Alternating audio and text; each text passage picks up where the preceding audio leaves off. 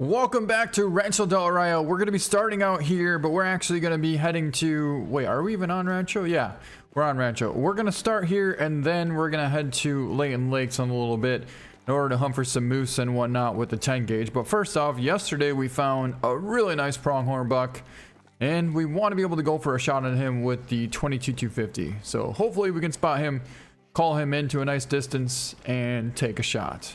Well, that was a little bit more abruptly than what I was anticipating, but we jumped up our huge pronghorn buck right there.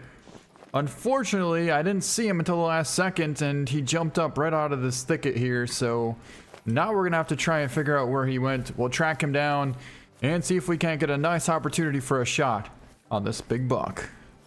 He's going down this road, and I don't know where he's heading after that, but hopefully we figure it out. Okay, so we just got to a nice opening here, and there's a good chance we might be able to spot our pronghorn. He should be down there, coming out right through that opening, just over that ridge. Now, I don't see him just yet, but that doesn't mean he's not around here. Okay, so we do have tracks here. More tracks there. There's always a risk where if you stay in the brush, yeah, you could potentially get close to him. But then again, you could also run and catch up to him quickly.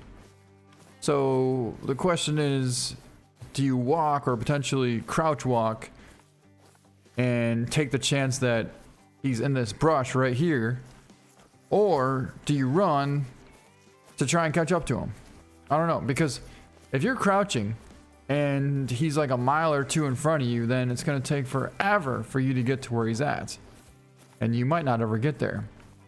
Usually what happens is I'll crouch for a little while, and then once I get to the point where I don't feel... Okay, good, that wasn't him. I was going to say, usually I'll crouch for a while, and once I get to the point where it seems like he definitely should be here by now, or at least we should have had some sight of him, then I'll run at that point, because at that point we wasted way too much time already, and we just need to catch up to him quickly. All right, here we go, and there he is right there. Okay, we got eyes on him. He's 100 yards out in front of us. Now we just gotta wait for the perfect moment to take the shot. This thing can reach out there a pretty good ways. The 22-250 definitely has a good capability of taking him down, but we still need a decent angle for the shot, and that would have almost been one.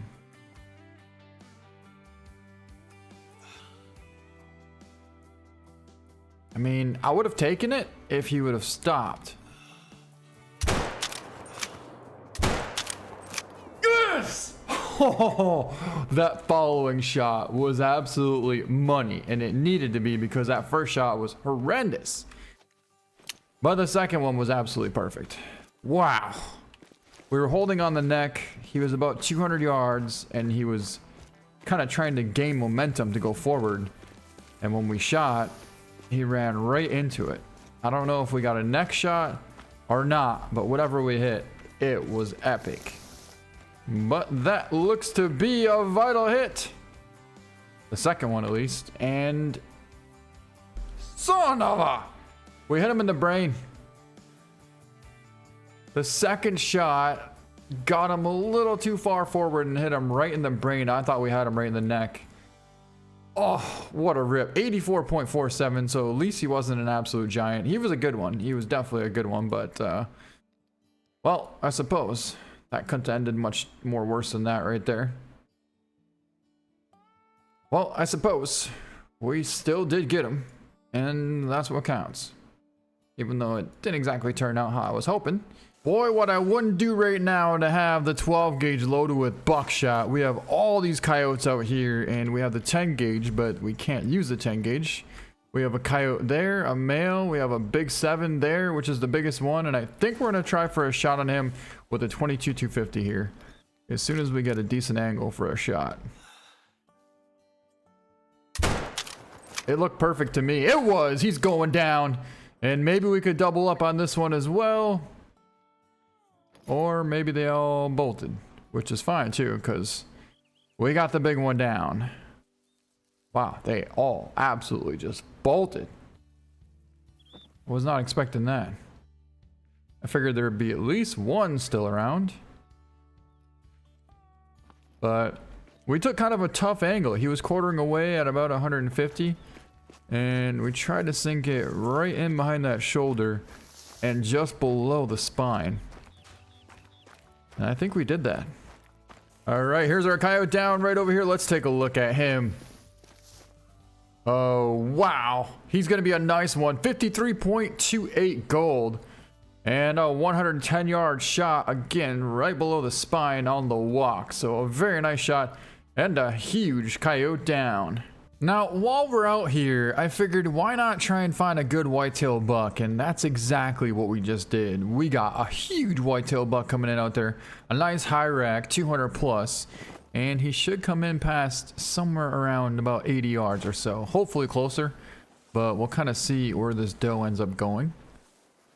Yeah, actually, well, we don't really want him to get too close because otherwise this doe could potentially blow our cover. See, we did, yeah, exactly. We don't want to go that way too much. Okay, here we go. So it looks like they're gonna cross right through here. And at that point, oh, another buck. I thought it was a giant, but it's just another good buck. Yeah, he's definitely in range. We got to get ready. He's 50 yards out. What I'm trying to figure out is it looks like he's going to come within 25 yards of us here. So when he does that, we're going to be ready.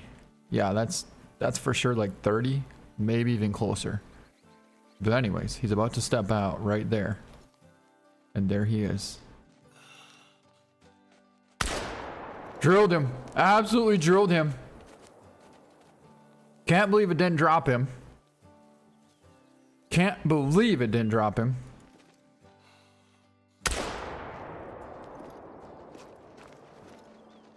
Look at that.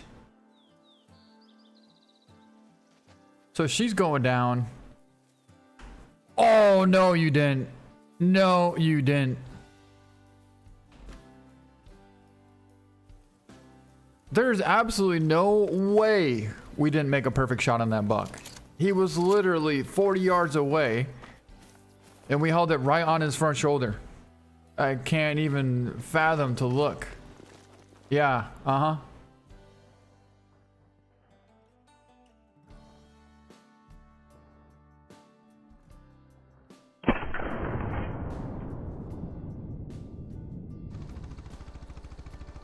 Alright, so we're back. We grabbed Chance and we actually ran right into this doe. This is the second deer that we shot on the run. We did get a running lung shot at 37 yards and one pellet hit the lung. Wow. Okay. But now it's up to this dog to try and find our big buck. So hopefully he can help. Oh, I guess he's on blood. Attaboy. Look at this. There's no blood here at all. I knew he went this way. I mean, talk about the perfect scenario to have a tracking dog at this point. Because this deer ran 150 yards with not one speck of blood. And then finally now there's one here. Look. 150 yards. That's how far he ran. Not a single speck. Ah, we got some blood. At this point, we don't even need any help. We can just track him down. But chances on him. Holy. Clearly, it was not a vital hit. Well, either way, he's down right here. Now we're going to go take a look at him. Attaboy, Chance. Oof. What a shame. He was a giant, too. Are you really gonna give me that? Are you really? Not only was there one perfect shot, or two, but there was 3 Perfect shots right here. That would have easily dropped this deer in 1 second. This one should have been back of the lung for sure. This one hit dead center shoulder, so it's not really to be expected to go through. But this one right here would have for surely hit the neck, and he would have dropped on the spot. This one here had no reason to not get lung. And then this one here should have for sure been lung as well. So 3 shot attempts should have taken down this buck, but not even 1 took him down. At least not with a vital. But there we go. We did get him. And that's only thanks to the help of chance, because honestly, we never would have got him otherwise. So, attaboy. Attaboy. Attaboy. Yep. We never would have got him otherwise.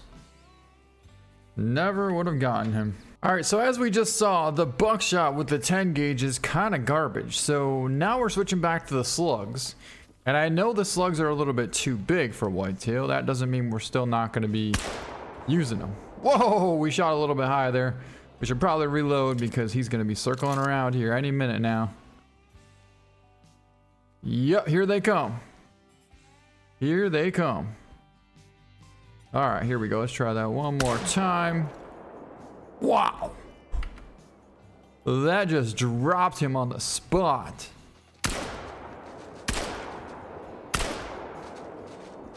And he's hit as well. Pretty decent. Not super good, but pretty decent.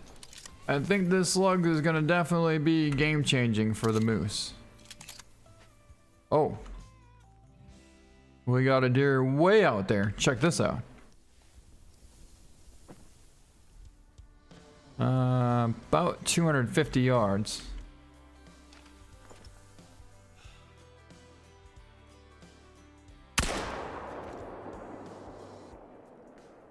I think it was a hit. Honestly, who knows?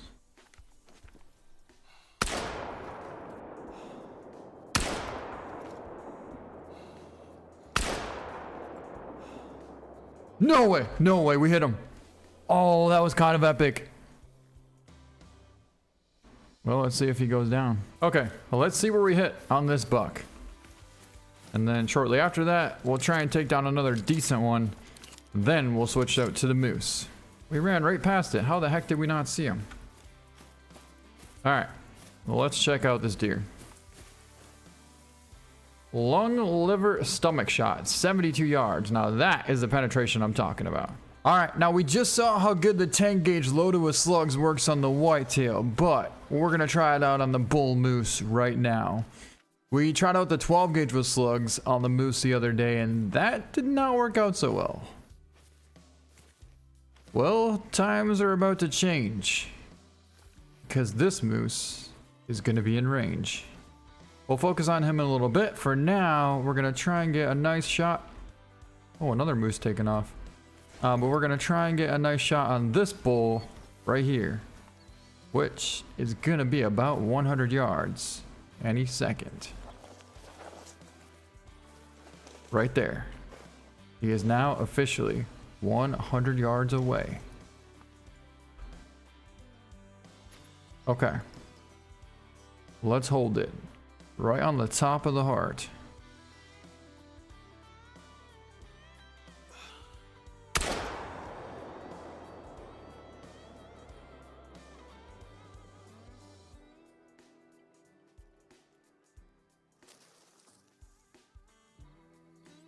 I don't know what we hit, or how we hit, or where we hit, but it didn't seem like it was that good of a shot. Oh ho ho, there we go. We finally got eyes on our big bull that we've been looking for. Now, we actually tried to sneak up on this thing the other day, and we took a shot. I'm pretty sure we got intestine or something, because we did not get a vital hit on that bull, but that was with the 12 gauge and the slugs. This time, we got the 10 gauge, so it's going to be a different outcome. I can guarantee you that. And we're going to get under 50 yards before we even think about taking a shot. Talk about a perfect setup too. We got him down on the bottom of this canyon here, so we can see him pretty much the whole way as we sneak up into range. All right, so right now we got him at about 115. We really need to get to that 50-yard mark. Well, we just got into 80 yards out from this big bull here. Look at how wide the spread is on that thing. He is a massive, massive bull. Quite the rack on that thing indeed. We got him out there about 70 yards out, and I think if we get just a little bit closer, we'll have a shot.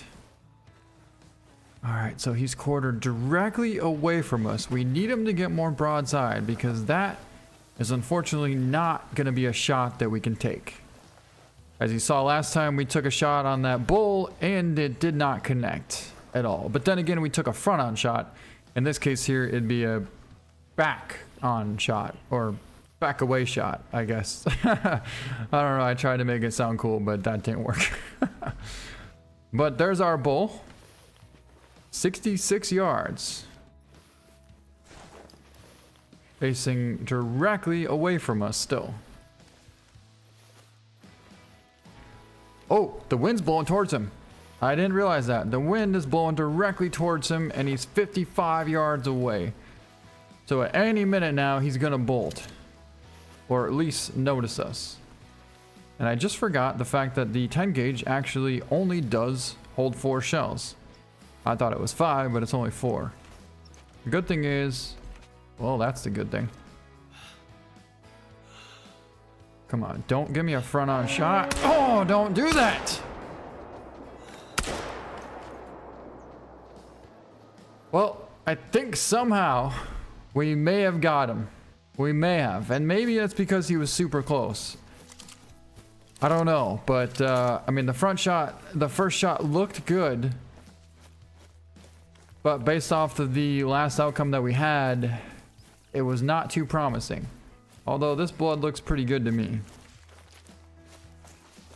Let's see what we got. It does in fact look like we got a vital hit on this bull. So cheers to that. And cheers to finding our big bull laying right there. Now, I think we tried to put a follow-up into this thing, but I don't know if it connected or not. Nonetheless, here's our big old bull down right here. We got him with one shot in the lung, and that shot was perfect. It really was perfect. But then again, I feel like we took the exact same shot on that last bull, and we did not get penetration from the same angle. Maybe a little less than that, but overall, a very nice shot.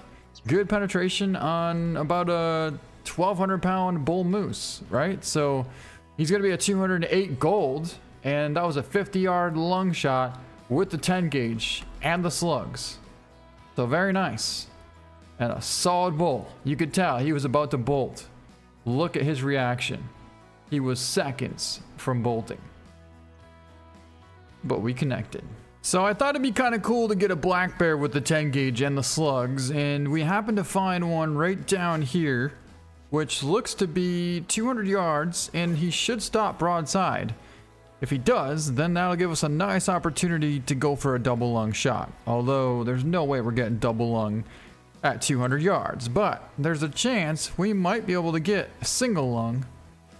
And if we can, I want to find out. Well, we're roughly 180. He's still angled a little too much away from us. Just a little bit. Not a lot, but a tiny, tiny bit too much. And, oh.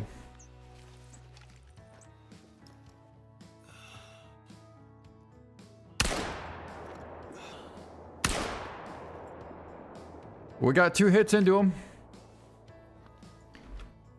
And he's going down.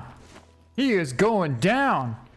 I honestly thought the first shot we might have held a little bit too high, but the second shot, though, seemed to be pretty perfect. I mean, I could be wrong. Maybe the first shot was good and the second shot it wasn't really necessary. But either way, like, one of the shots for surely connected. And here's our bear laying right here. Let's find out how we did. Yes, the first shot did connect. And not only that, it looks like he did some kind of 180, spun into that and hit him absolutely incredibly at 170 yards. You know what? This is wild because I'll tell you exactly what happened. We were holding way too high, right? So he was Obviously, we can't put him exactly how he was, but imagine he's on all fours like this. We were holding for right here, which essentially would have been super, super high. Maybe would have got top of the lung if we were lucky. But he reacted and stood up as soon as we took the shot. By the time the slug got there, he was able to get up on 2 legs, and the bullet ended up catching right here. So essentially, this is where his back was. But then when he jumped up after he heard the shot, it caught him right there and ended up being an incredible shot. But that's because we got a little bit lucky. That's almost equivalent to, say you're taking a shot at a buck at 40 yards. Well, typically what you want to do is hold low, because a lot of times they'll either drop down, and at that point you're still going to catch them in the spine even if they do drop, right?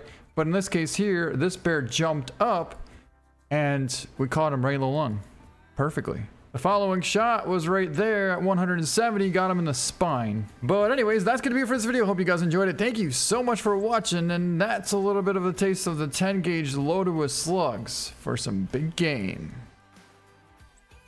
Next time we'll try for some even bigger game, if you know what I mean.